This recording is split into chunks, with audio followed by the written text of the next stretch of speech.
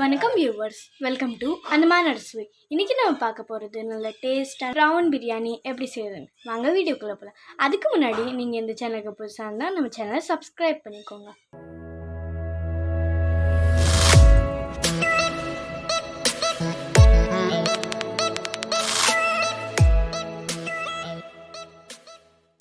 இன்றைக்கி நம்ம இறால் வச்சு பிரியாணி எப்படி செய்கிறதுன்னு பார்த்துருவோம்.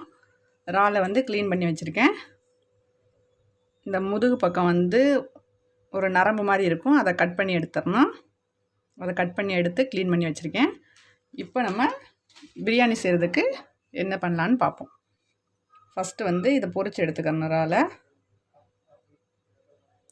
1/2 டேபிள் ஸ்பூன் இஞ்சி பூண்டு பேஸ்ட்டு, 1 சிட்டிகை மஞ்சள் தூள், 1 டீஸ்பூன் அளவுக்கு மிளகாய்த்தூள், உப்பு தேவையான அளவு. நான் சிகப்பு கலர் ஃபுட் கலர் எடுத்திருக்கேன்.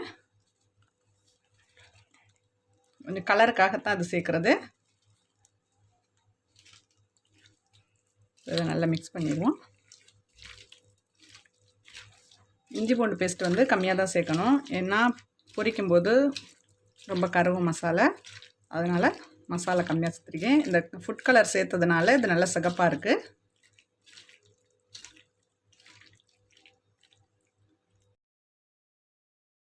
இது ஒரு 1/2 மணி நேரம் அப்படியே ஊறட்டும். நம்ம அதுக்கடையில் பிரியாணிக்குள்ளே சாதத்தை ரெடி பண்ணிடுவோம். நெய்யில் அந்த அரிசியை நல்லா வறுத்துக்கிறோம்.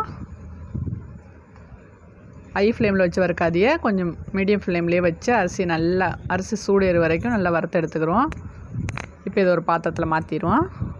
நல்லா வறுபட்டுருச்சு.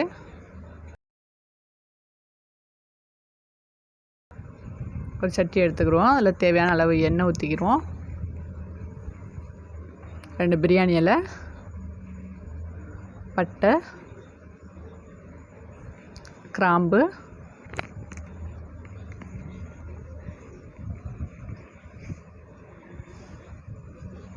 ஏலக்காய்,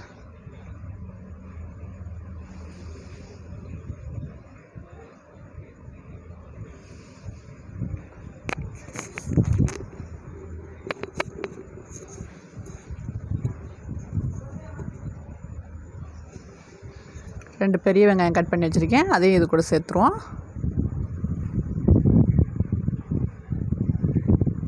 4 பச்சை மிளகா,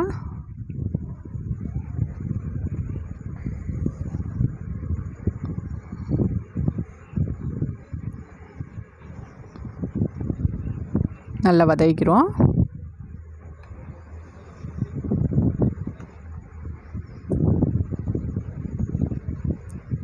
கருவேப்பிலை நல்லா வதங்கிடுச்சு வெங்காயம். இப்போ 1/2 டேபிள் ஸ்பூன் இஞ்சி பூண்டு பேஸ்ட்டு,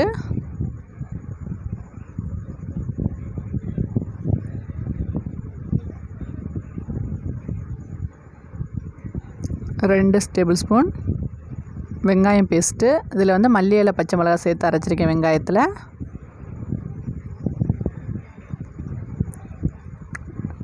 4 டேபிள் ஸ்பூன் தக்காளி பேஸ்ட்டு.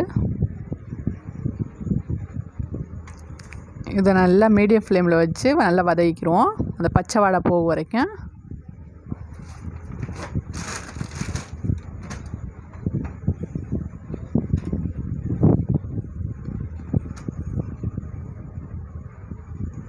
நல்லா பச்சை வாடை போயிடுச்சு.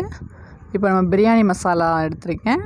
அது 50 கிராம் பேக்கெட்டில் 25 கிராம் போட்டிருக்கேன் 1 கிலோ அரிசிக்கு.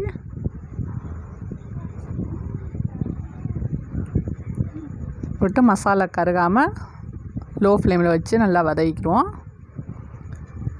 இப்போ நம்ம தண்ணி ஊற்றிக்கிறோம். நம்ம எதில் அரிசி அளக்கிறோமோ அதில் தான் தண்ணி எடுத்துக்கிறணும். 1 பவுல் அரிசி எடுத்தோம்னா 2 பவுல் தண்ணி வச்சுக்கிறணும். அதுக்கு 2 பவுல் தண்ணி ஊற்றியாச்சு. இப்போ நான் 1 கிலோ அரிசிக்கு தான் அளவு சொல்லிகிட்ருக்கேன்.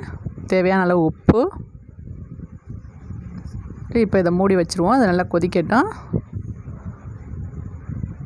நம்ம சுடு தண்ணி வச்சும் அதில் ஊற்றிக்கிறலாம். இது 1 கிலோ அரிசினால் அது நான் பச்சை தண்ணியை ஊற்றி கொதிக்க வைக்கிறேன். தண்ணி நல்லா கொதிச்சிருச்சு. ஒரு நெம்பு புழிஞ்சு வச்சுருக்கோம். இதை அதில் ஊற்றிடுவோம்.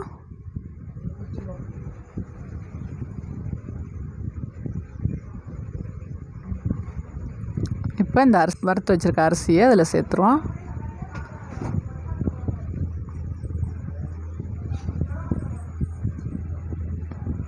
இல்லை கிண்டி விட்டு இதை மூடி வச்சுருவோம்.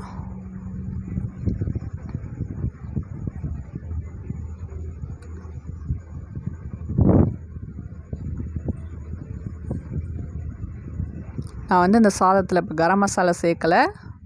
ஏன்னா நான் கிரேவியில் கரம் மசாலா சேர்த்ததுனால இந்த சாதத்தில் கரம் மசாலா சேர்க்கலை.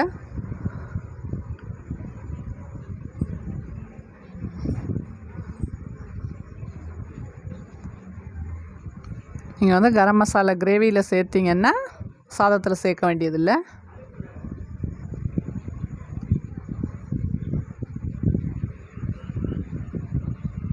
இங்கே சாதம் நல்லா வெந்து வந்துருச்சு. நம்ம வச்ச தண்ணி வந்து கரெக்டாக வெந்து வந்திருக்கு சாதம்.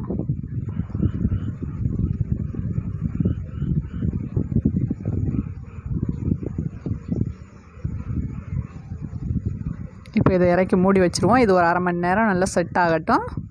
நம்ம கிரேவி பண்ணிடுவோம். இது வந்து பேக்கெட்டில் விற்கிது கரம் மசாலா. இப்போ இதை நம்ம ஒரு பேனில் போட்டு வறுத்து எடுத்து பவுட்ரு பண்ணிக்கிறோம். பேன் நல்லா சூடாயிடுச்சு.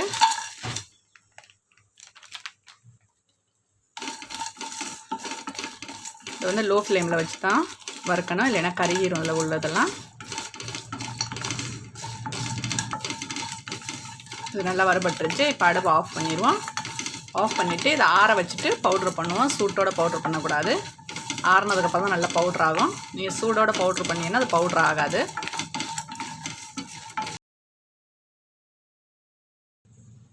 இறாலை வந்து பொரிச்சு எடுத்துக்கிடுவோம். பொரிக்கிறதுக்கு தேவையான அளவு எண்ணெய் ஊற்றியாச்சு. எண்ணெய் நல்லா சூடாயிடுச்சு. இதை நம்ம பொரிச்சு எடுத்துக்கிறோம் இறாலை.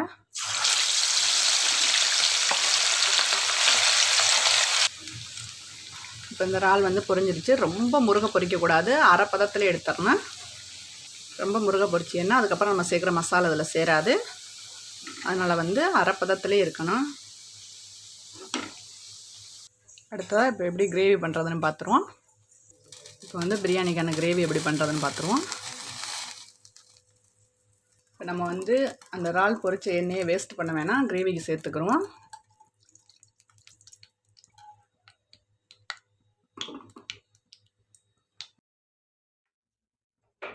எண்ணெய் நல்லா சூடாயிடுச்சு. இப்போ இந்த பிரியாணியெல்லாம் பட்டை இதெல்லாம் சேர்த்துருவோம். சோம்பு,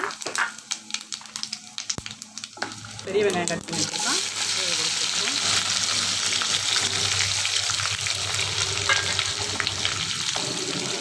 கருவேப்பிலை,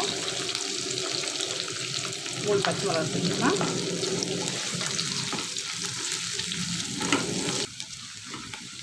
வெங்காயம் நல்லா வதங்கிடுச்சு. இப்போ நம்ம இஞ்சி பூண்டு பேஸ்ட்டு சேர்த்துக்கிறோம். 2 டேபிள் ஸ்பூன் இஞ்சி பூண்டு பேஸ்ட்டு. அடுத்ததாக 2 பெரிய வெங்காயம் நான் அரைச்சி வச்சுருக்கேன். இதில் மல்லியில் பச்சை மிளகாய் சேர்த்து அரைச்சிருக்கேன் வெங்காயத்தில். அதையும் இது கூட சேர்த்துருவோம். அடுப்பை வந்து மீடியம் ஃப்ளேமில் வச்சுக்கிறோங்க. அடுத்ததாக 2 தக்காளி அரைச்சி வச்சுருக்கேன். அதையும் இது கூட சேர்த்துருவோம். இந்த மசாலா வந்து நல்லா வேகட்டும் மீடியம் ஃப்ளேம்லேருந்து.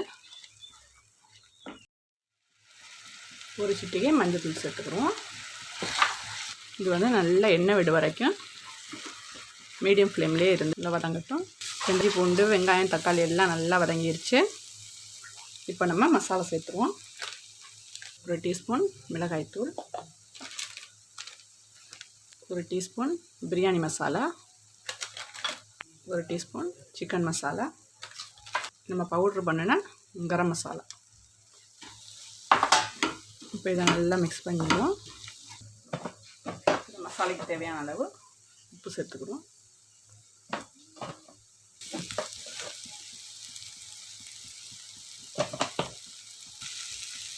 இதில் கொஞ்சமாக தண்ணி சேர்த்து இதை நல்லா வேக வச்சுக்கிறோம். மசாலா நல்லா வெந்து வந்துடுச்சு. இந்த இறாலை இதில் சேர்த்துருவோம்.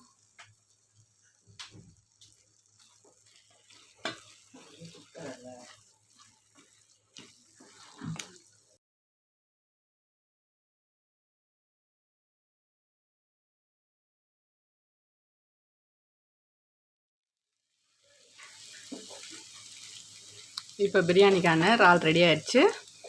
இதை நம்ம அடுப்பு ஆஃப் பண்ணிடுவோம்.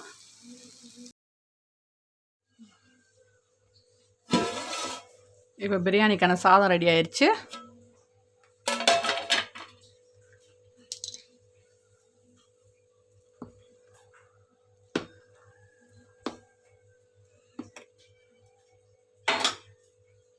இதுதான் பிரியாணி எசன்ஸ் ஊற்றுறேன். இது வந்து வெங்காயம், கிஸ்மிஸ், முந்திரி பொரிச்சு வச்சுருக்கேன். அது இது மேலே சேர்த்துருவோம். இதுதான் மல்லி இலை கட் பண்ணி வச்சுருக்கேன். அதையும் இது கூட சேர்த்துருவோம்.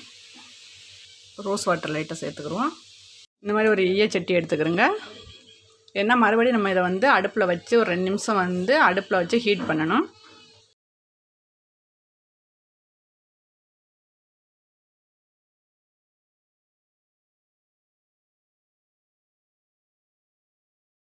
இந்த இறால் செஞ்சு வச்சுருக்கோம். இது மேலே செட் பண்ணிடுவோம்.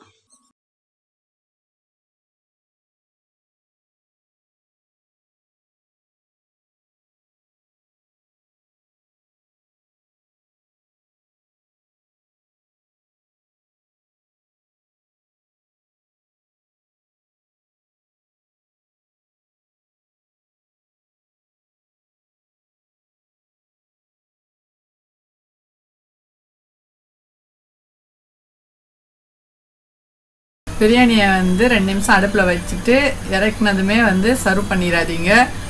அதை வந்து ஒரு அரை மணி நேரம் அப்படியே செட் ஆகட்டும். அதுக்கப்புறம் ஒன் சைடாக கட் பண்ணி எடுத்து தான் சர்வ் பண்ணி மிக்ஸ் பண்ணி தான் எடுக்கணும். இதுமாதிரி மல்லி இலையை தூவி இது ஒரு 2 நிமிஷம் லோ ஃப்ளேமில் அடுப்பில் வச்சுருவோம்.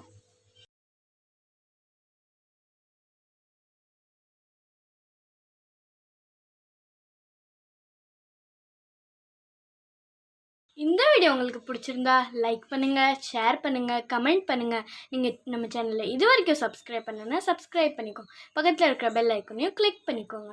டாடா ஃப்ரெண்ட்ஸ். அறுசுவையில் ஆரோக்கியம் மலரட்டும்.